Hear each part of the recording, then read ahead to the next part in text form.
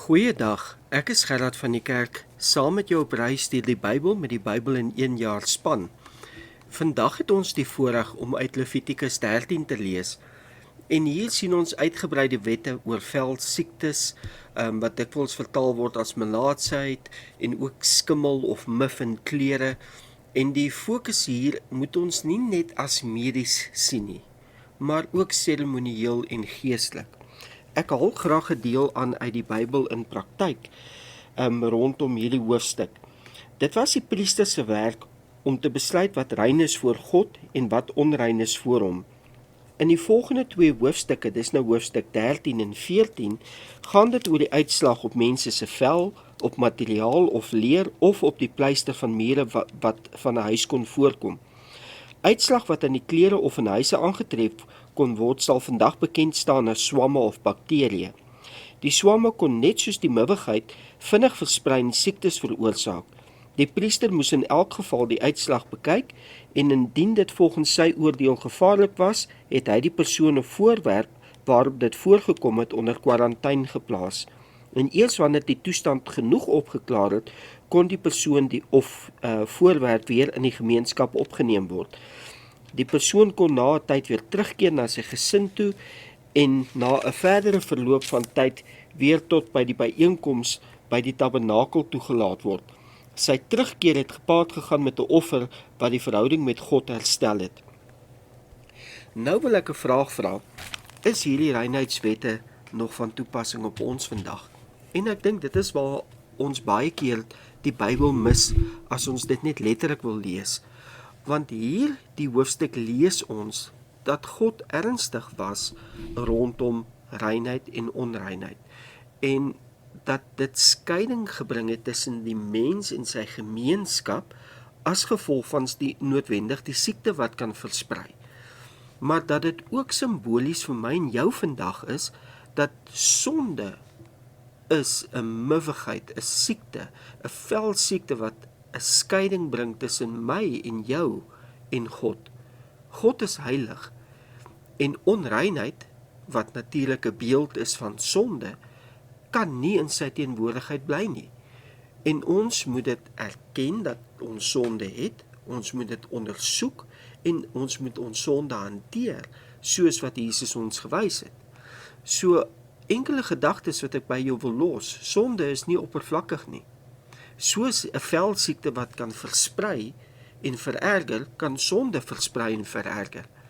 Onderskeiding is ook belangrik, want die priester in hierdie geval moes fyn onderskei of dit skadelik of nie skadelik kan wees nie, en of die persoon gesond is of nie, en so moet ek en jy geestelik onderskei. Eerstens oor onsself, maar tweedens ook oor met die mense met wie ons omgaan en saam in 'n juk trek. Sonde bring skeiding.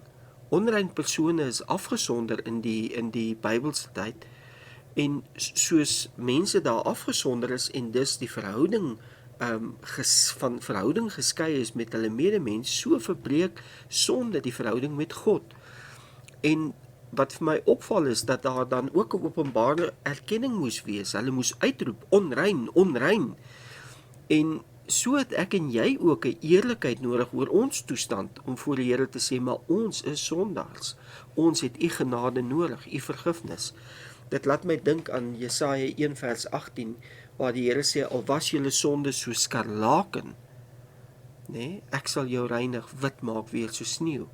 Laat my dink op Psalm 51 vers 7, waar Dawid uitroep tot die Here, reinig my, dan sal ek rein wees.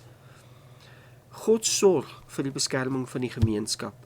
Soos wat hierdie gesondheidswette daai tyd gekyk het na die veiligheid van almal, bring sonde ook 'n smet en 'n siekte in ons gemeenskap, en ons kan net om ons kyk om dit vandag te sien. Kom ek en jy deel met ons smet wat ons saamdra en wat ons gewillig in ons lewens aanhou, die sonde, en bring dit voor Jesus se voete en lê dit neer. Hierdie deel wys dan ook heen na Jesus Christus. Jesus raak die onreine aan, waar in die Ou Testament daar 'n afstand gebring was en mense geskei was van mekaar, kom Jesus en hy kom in sy aardse bediening en hy raak sulke mense aan en hy bring genesing. en hy reinig volkome, nie net uiterlik nie, maar ook die hart.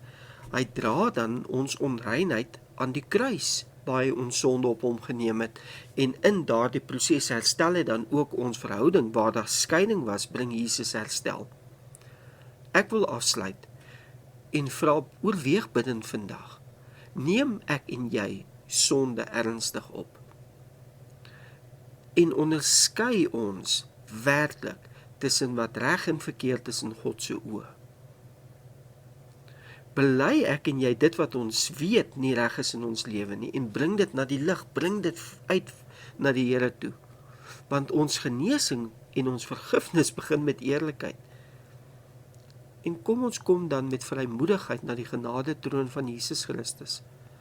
Want hy is die enigste een wat ons werklik kan reinig, wat ons werklik kan skoonwas van ons sonde, wat werklik vir ons 'n nuwe hart kan gee, die hart van klip kan verwyder, en 'n hart van vlees kan gee, waarop hy sy liefde en sy wet kan skryf.